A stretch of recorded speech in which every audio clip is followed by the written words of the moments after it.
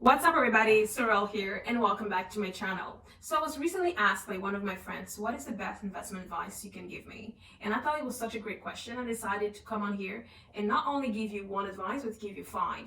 But before I get started, I need to mention that these advice are not going to make you billionaire rich unless you're very lucky. But it will allow you to be able to retire early and comfortably, and it may make you a millionaire one day.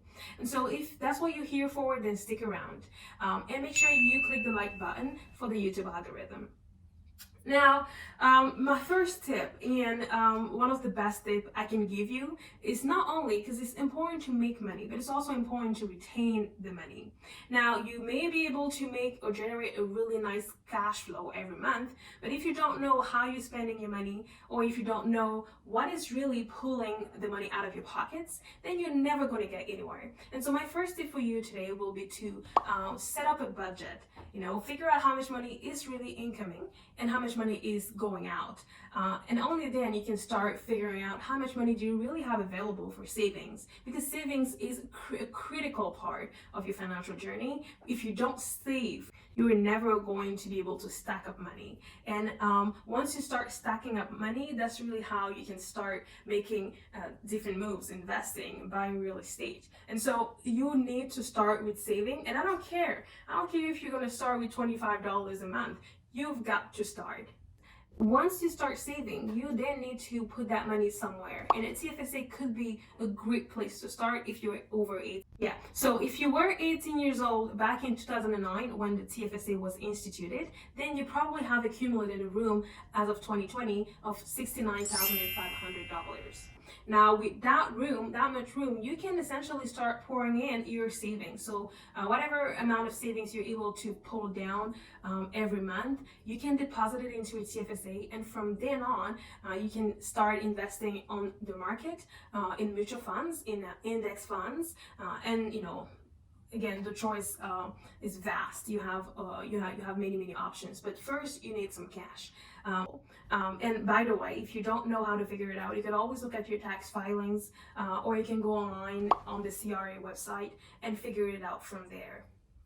So once you know how much room you have available, if you were to invest $6,000, and that is $500 a month, into a TFSA consistently for the next 40 years, let's say you start doing that at 20 years old, and you do that for 40 years, you will end up at retirement with $2.6 million roughly. And from that amount, you only would have poured in about $240,000 out of your pocket. So all of the difference is tax-free money. Well, that's money that was never taxed. So it essentially is, just kind of the government handing you $1 million just because you look good. And so when life gives you free money, you take the free money. Otherwise, you just...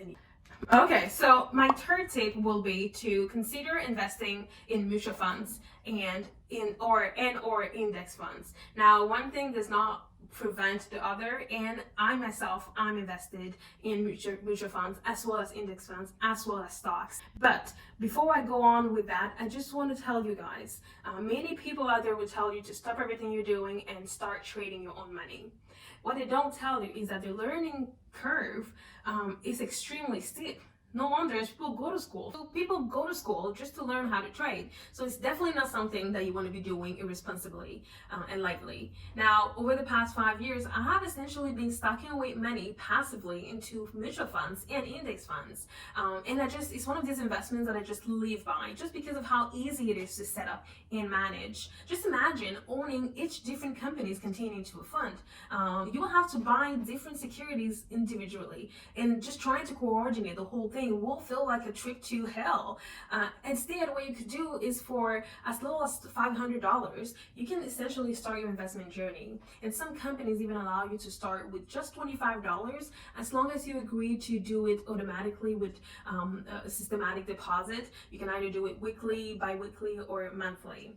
And so I definitely suggest that you do your homework and you start investing into mutual funds and index funds. Now, tip number 4 will be to pay down any bad debt that you may have. Now, you're gonna ask me, Sorel, what is a bad debt? A bad debt is a debt that is essentially charging you an interest rate that is higher than 4%. Any debt that is higher than that, you need to cut it out. So I'm talking credit cards, line of credits, personal line of credits. We're also talking personal loans or cars payments. Sometimes, people have car loans that are actually 7%. That is financial suicide. You do never want to get into that kind of contract. It is a bad contract. So the sooner you can get rid of it, the better your pocket will feel and will be. Now, if you have a debt that is less than 4%, that is usually considered a good debt. So I'm talking mortgages. We also have, investment loans or even student loans. Some of us, who have student loans, sometimes it is worthwhile. It is worth it to drag it on as long as possible, just because paying it off is not really going to be beneficial. But what you should do instead, when you have those good debts, instead of paying it off, invest the cash that you're not pouring down for your debt. So the difference between how much you're paying every month for that debt and what you could have been able to pay should go into a TFSA, for instance, or it should go to an investment account, something that will start generating some cash. So I'm not going to pay off my debt, I'm going to invest it, and in return we'll be able to generate a return of 6%, 7%, or however high you're able to make it. So last but not least will be to figure out a passive source of income. Now, you probably heard it a million times by many greats before me, that if you have more than 2 or 3 sources of income, then you're on for a good ride.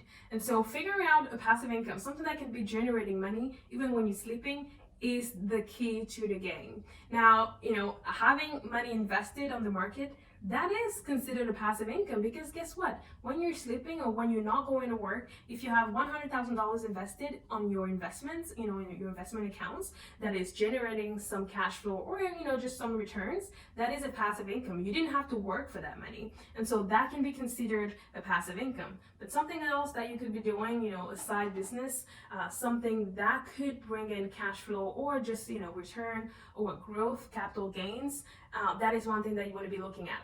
And so I know we all work, sometimes we have those crazy hours and we work a lot.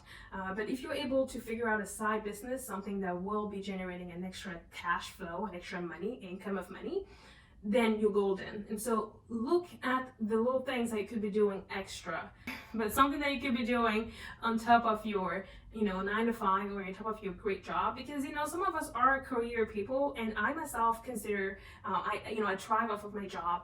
I love working, and it's not something I'm ready to give up, and I probably would not give up, but I'm very comfortable with the idea of making extra liquidity, extra cash some other way. And so that is something that you should definitely look into. And so if you like this video and you stuck to this point, please make sure that you hit the like button for the YouTube algorithm, but also subscribe for more tips that are coming up soon. So thank you for watching, and I guess I'll see you in my next video.